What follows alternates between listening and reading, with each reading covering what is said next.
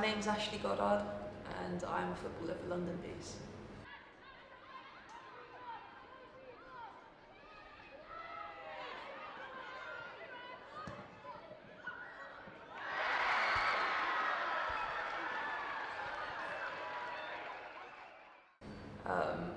In 2019, I was playing for Crystal Palace and we were playing against London City, and a girl came through the back of me and ended up knocking me out during the game. I was fine from the concussion. I did the return to play protocol and I was actually back playing, and they told me that I'm cleared from that, but they found something else. Ashleigh Goddard is currently playing her football at London Bees, where she rejoined after a life-changing accident which saw her suffer a stroke and being paralysed on the left side. This is her story. So I had a few checkups and scans, and that was a brain AVM. I had no idea what that was, so first thing I did was Google it, as everyone does.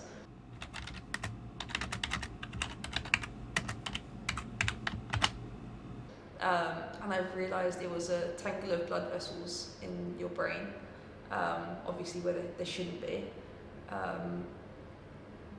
But they said, well, Google said that it was, yes, it was rare, but it was normally not a problem. Many people have it and don't realise they've ever had it. No issues at all. So it says 1% of the population, which sounds rare, but really that's 1 in 100. It's not that rare. Just to find out a bit more, and each time I went there was a little bit worse news, and I ended up being told that I had an aneurysm within the AVM. So an aneurysm is a bulge in a blood vessel. So where the tangle was and the blood was flowing quite quickly into it, a bulge had formed, which was the aneurysm.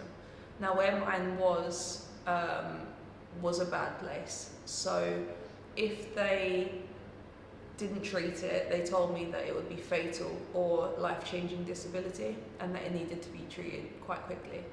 After her incident, Ashleigh would try and play as much football as she could, but soon found out she'd be waiting a while until she'd be able to walk out the tunnel again. This is what the doctors told her. There were 3 options for treatment.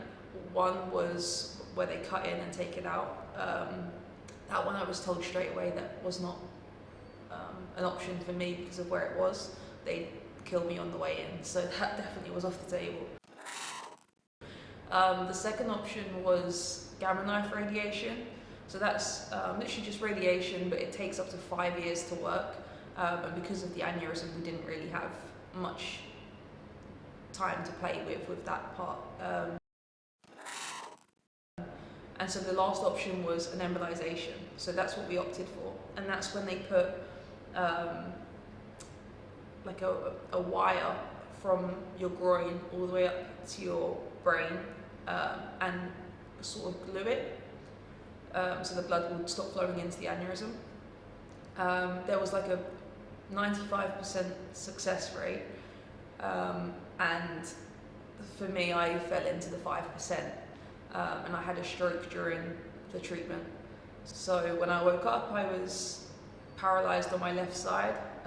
They give you ratings out of 5 for your face, arm and leg, and my face was a 1 or 2 out of 5, my leg was a 1 or 2, and my arm was a 0, no movement at all. They said that there was I'm likely to get it back because I'm young and athletic, but there's a chance I might not get it back. So that was probably the hardest bit of the whole situation. But at the same time, that worry kind of only lasted about 15 minutes because one of the nurses that was there came in and she said that the more you rehab and the more you try, the more likely you are to get it back. And so as soon as I heard that, I was like, oh, okay then. And I guess I kind of thought of it as an injury. If you don't do the rehab, you're not going to get better. So that was it really. From then, I just focused on doing the rehab every day. And to start with, it was really weird because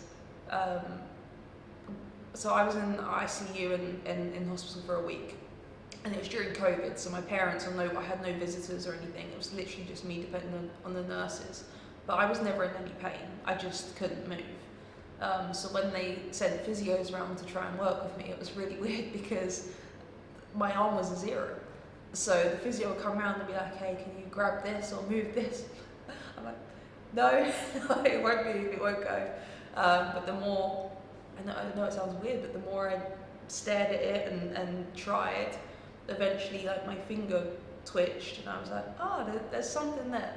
And then the next day it was just 2 of my fingers twitched a little bit and then it got a bit more. And so every day for me, there was something that progressed, whether it was a twitch or a bigger movement. I saw progression every single day. And that continued for probably the first 6 months of something was getting better all the time.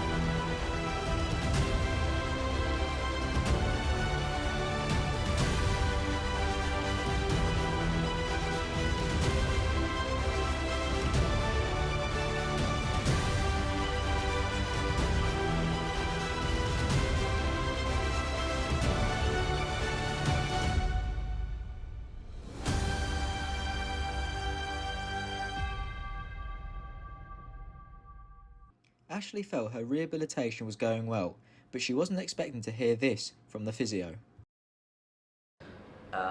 It was actually after about 2 months that the physios that were trying to get me to walk again and jog again, my leg was making progress quicker than my arm. And so they said, do you want to try and play football again? I was like, yeah, absolutely. But at this point, like I said, my arm wasn't really working.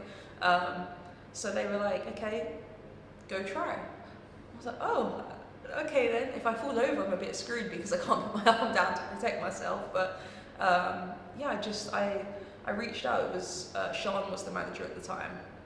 And I reached out to her and I asked, look, I know this sounds ridiculous, but can I just try? I don't even know if I can do side steps. I haven't even tried that yet. All I can do is walk and slowly do a jog. She was like, absolutely, come down and do your bits on the side, join in when you can. And so for a while, I was tripping over myself, I was falling over. I realised that the biggest thing that was an issue was my reaction time. So I had to plan way ahead of what was happening. So I was fine in the passing pattern because if someone, I could sort of plan ahead, I knew what was coming. As soon as I was progressing and I got into possession, I was like, well, this is ridiculous, this is impossible because I can't plan ahead. So the ball would just come at me and then my foot would move. I'm like, this is never gonna happen. And I stuck with it and the girls were amazing and supportive, and so was Sean and the staff, and eventually it just got a little bit better and a little bit quicker and sharper, and kind of like everything else, it progressed really well.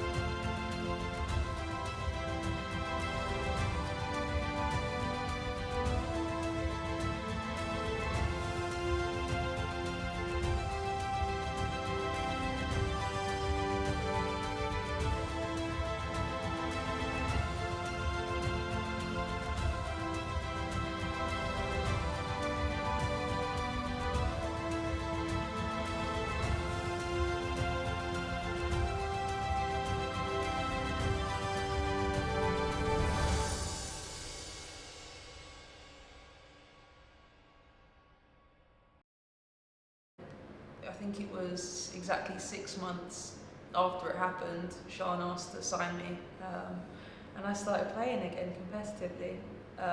I would say that was from Christmas to like May when our season ended. I would say I was okay, like I was doing okay, but I definitely wasn't anywhere near what I used to be. But I was just grateful that I could play again because I never thought I would.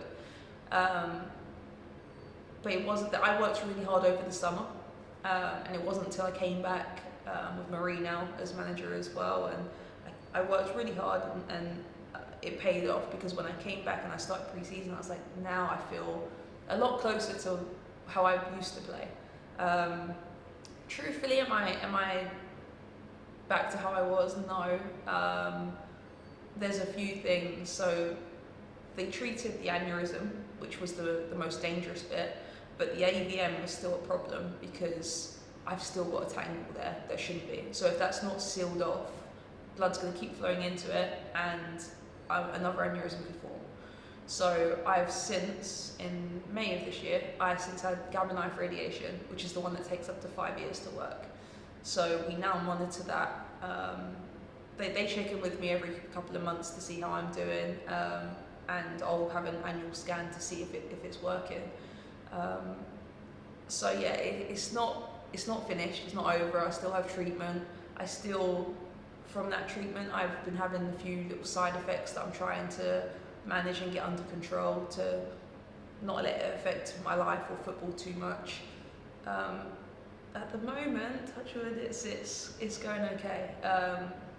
But I think I like kind of moments maybe like this when someone asks about my story and that, because now I'm so close to being back to normal, it almost feels like it's surreal, like it never happened. So it's nice to reflect back on people that was quite a big journey that I've been on, and it carries on. So hopefully it carries on getting better. But for now, I'm just grateful more than anything else that I can play again and live a normal life. Ashleigh continues to play her football with the London Bees and has been a regular at the Hive for the team that had faith in her. They're reaching the halfway mark of the season and are sat 10th within a close mid-table battle. And with Ashleigh's story, I'm sure they'll fight till the end.